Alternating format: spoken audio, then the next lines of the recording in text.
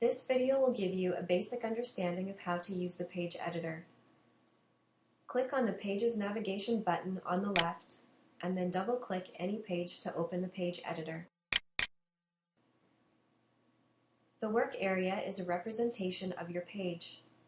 If you can't see the whole page, zoom in or out using these zoom controls.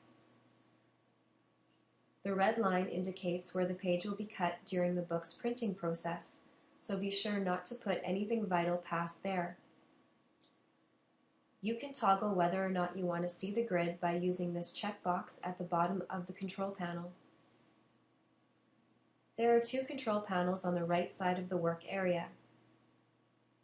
The rightmost control panel is used to add objects to your page, and the leftmost control panel is used to manipulate those objects after they've been placed. Almost all of the features contained in these control panels have their own tutorial videos, so please refer to those if you'd like more detailed instructions on any of the individual buttons. Most of the objects that you can add are added in the same way. First, click on the type of object that you want to add. In this case, I'll choose Candids, and the pick list will be populated with thumbnails of the images that you can add. You can scroll through the pick list using these buttons, or you can use this button to expand the list to a larger scrolling version. In either view, adding an object to the page is as simple as dragging it from the pick list and dropping it onto your page.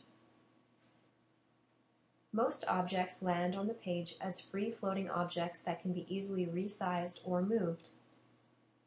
You can drag them around the page or get really precise by entering specific X and Y coordinates. Other objects, such as backgrounds and graphics packages, appear in a predetermined location and may not be able to be resized or moved.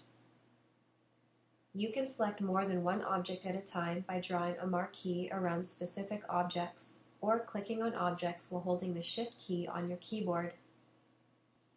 Once you have multiple objects selected, you can move and resize them as a group. If you have multiple objects of the same type selected, for example Candids, you'll be able to apply effects to all of the selected images in one step. The toolbar at the top of the page contains alignment and layering controls. Select multiple objects and align them together, or use the layering controls to push objects forward or backwards on the page. If you have made a mistake, you can undo a step by pressing Ctrl-Z on your keyboard, and you can undo a few steps back.